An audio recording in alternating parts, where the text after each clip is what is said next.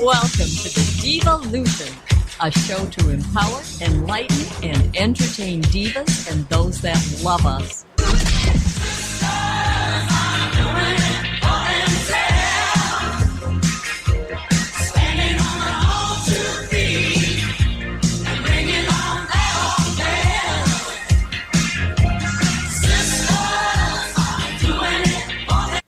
Selves. Yay! Juliana's here, clinking glasses. Welcome to the Devolution show. And, you know, I love doing this show. It's always so much fun, and we've met a lot of really interesting people this year. I was kind of going through the book because I like seeing who comes on, and our guest today hasn't been on all year. This is the first time this year. So I'm real anxious to have him call in. He's always really fun. I'm not going to tell you who he is because I haven't told the women here in the studio yet.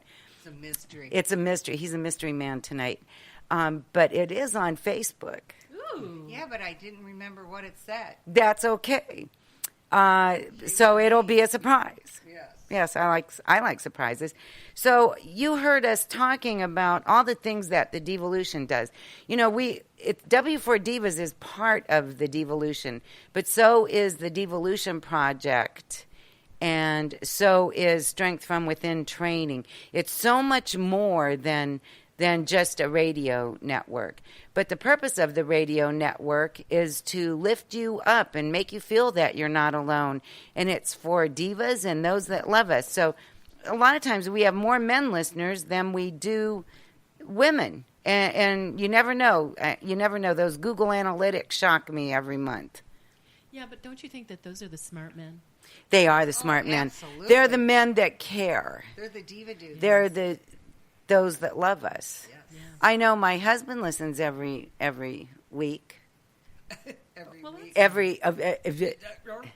I can't reach my wine. I'll correct that right away. So, and it's really nice to have Patrick back. Yes. Oh, yes. That was very interesting last week. Yes. Loved it. Okay, here he is.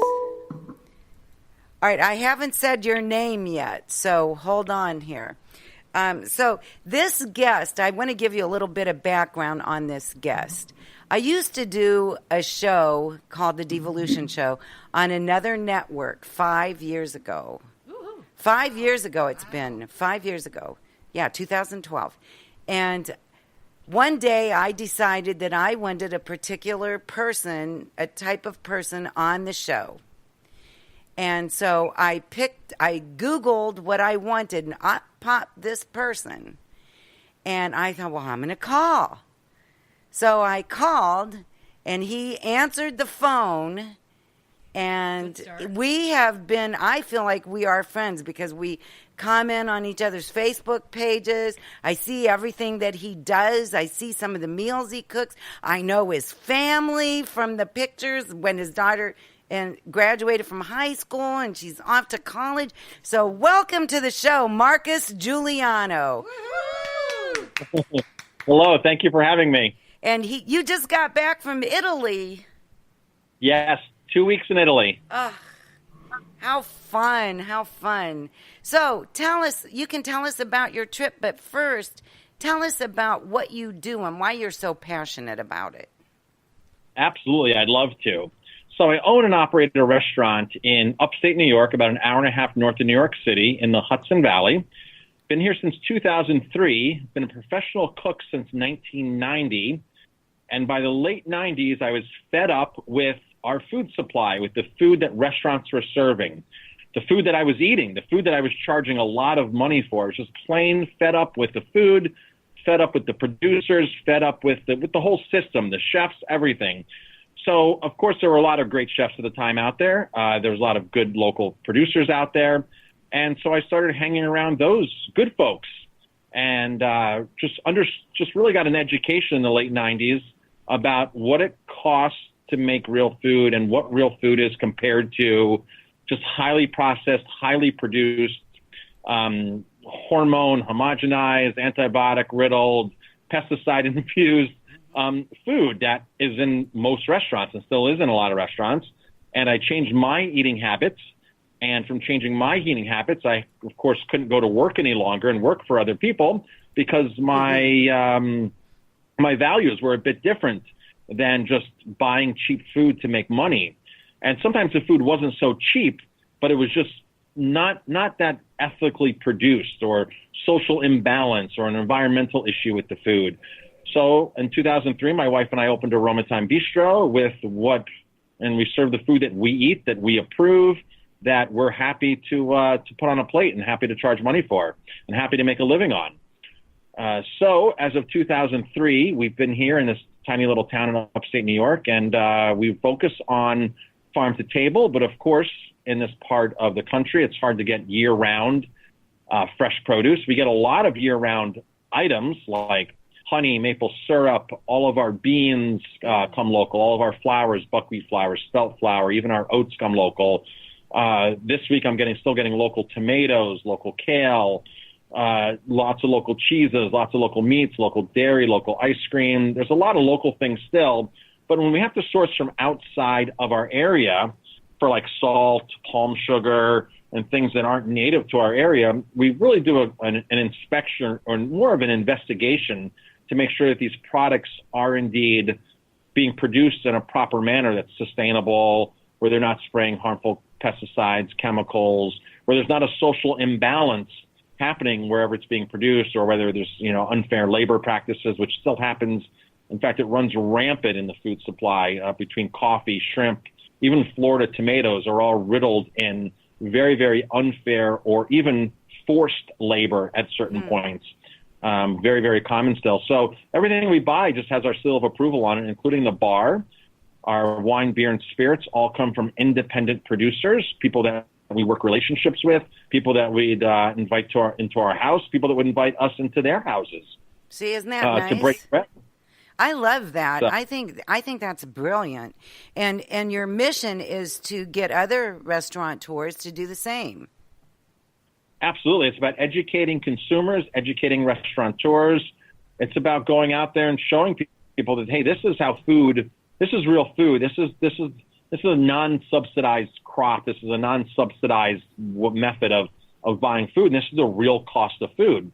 And many farm-to-table restaurants, or claim that a farm-to-table, will buy 12 ingredients in the summer that are in season, but then totally forget about everything else out of season, or forget about all the other stuff out of season, like the salt, the sugar, the flour, the chocolate. It's about buying conscious products year round, and every product you can get your hands on to be conscious. Now, are we 100% perfect? No. But we're striving every day to make one thing better in the restaurant. And we're pretty strict to begin with. And I believe we're pretty successful at what we do. But there's always something that I learn. There's always something that I'm interested in learning, finding out, a new product, a new method. So Jamie and I my wife just spent 2 weeks in Italy. For the first week, we took 20 of our guests from the restaurant. Isn't that wonderful? We had a fantastic time. We toured 12 wineries, family-run wineries that we personally buy from. Most of these wineries have been to the winery already. We know the owners. We have a relationship with them. And we just wanted to show our guests, this is who we buy from. And these are the Italian families that provide our restaurant with some of the wines.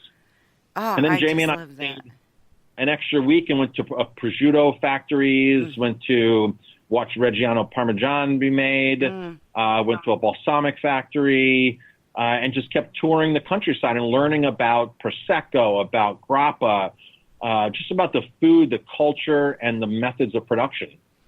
God, that's wonderful. And why is this so important to you? It's my personal conviction. It's my personal passion. It's what I feel good about making money on. I wouldn't feel good about buying cheap food and making money off of cheap food. It's to me it's just not a good feeling to know that I could be doing better and not be better and profiting off of food that has trans fats, corn syrup, that's excessively fried, that's loaded with butter or cream, that's loaded with slave labor sugar. For me, that's not what food is about. Food is about connecting the whole circle. And I learned this back in 1999, 2000, when I started meeting with farmers for the first time and having them actually custom produce, custom grow crops for a handful of restaurants in Colorado, my restaurant being one of them that I was a partner in.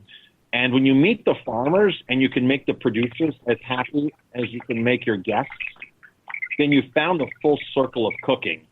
A lot of chefs think, oh, I need to have happy guests. I need happy guests in the seats, which of course you do. You need to provide great tasting food, great service. But then they turned around and abuse everything else in the food supply system, including their salespeople and everything right down the chain. Right. So that's your whole mission in life, is to put an end to that. It's to put an end to it. It's to show people that here's what real food is. Here's what a real family is. Here's what real production is. You know, something that you said years ago that stood out in my mind and does to this day when I go into a restaurant, that you should be able to ask what's in it and have them tell you. 100%. And it's your right as a consumer to know what's in your food, where it's from, how it was cooked. Are they using olive oil, corn oil, cottonseed oil? It's your right as a consumer to know that. Mm-hmm. You know, another thing that I admire about you, I really like you, Marcus. I think you're a really great guy. And I'm so happy that you answered the phone that day. It just was kismet, really. But another thing is that, you know, a lot of chefs, and we see chefs on TV all the time, and some of them take pretty good care of themselves, but others don't. And especially, I don't want to name any names, but you know who I mean. They age rapidly. They don't take care of themselves. They're eating all the time. And you were caught in that chef thing. And I always tell my son, Michael, that's a chef, to listen to your shows because he can learn stuff from them. You were not healthy. I was not healthy at all. And why? And why weren't late you? 90s. Why weren't you healthy, and how did you change it? Well, I was eating the food that I was serving. Mm-hmm. I was working at some beautiful hotels and restaurants. But when you eat creme brulee every day, truffle butter, risotto, rack of lamb, when you eat that rich and decadent every day, you're going to, at some point, something's going to break. And I was breaking, my body was breaking down earlier than other people's bodies, maybe. And I was in my mid to late 20s with a lot of different issues, lots of different medications. Doctor had me on and wanted to put me on. And at one point, when he wanted to put me on cholesterol medication, I told him no way. Right. And I kind of figured it out myself. I started reading some books on holistic alternative nutrition and said, I can do this myself. I can figure it out. And I did. Within 30 days, all of my numbers plummeted. They came within line. And within 90 days, I cured my asthma of 28 years and dropped every single medication I was on. And the doctor looked at me and goes, I don't know what you did, but the medication I was going to give you wouldn't have worked this good. Wow. And by the way, he never asked me what I did. He never once said, well, what exactly did you do? And which would have been an interesting conversation.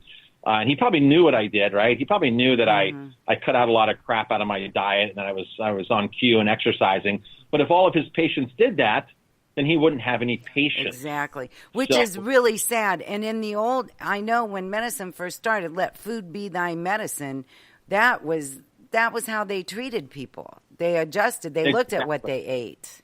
Doctors don't work now for the food. They work for the pharmacy companies. That's right. Pharmaceuticals. Yeah. That's what it's all about. Absolutely. There's a lot of financial interest for these companies to keep us sick, to feed us, to make us sick, and to just keep giving us medications after medication, when in fact I didn't need any of those medications I was on. I did not need one. They wanted to do a really expensive surgery on my trachea to open it up because I had acid reflux so bad. But in fact, it was just wrong food combining and wrong food to begin with. And that was cured within a week of eating right. Yep, and that happened to me when I got back from Europe. I was 25 years old, and they wanted to do not emergency,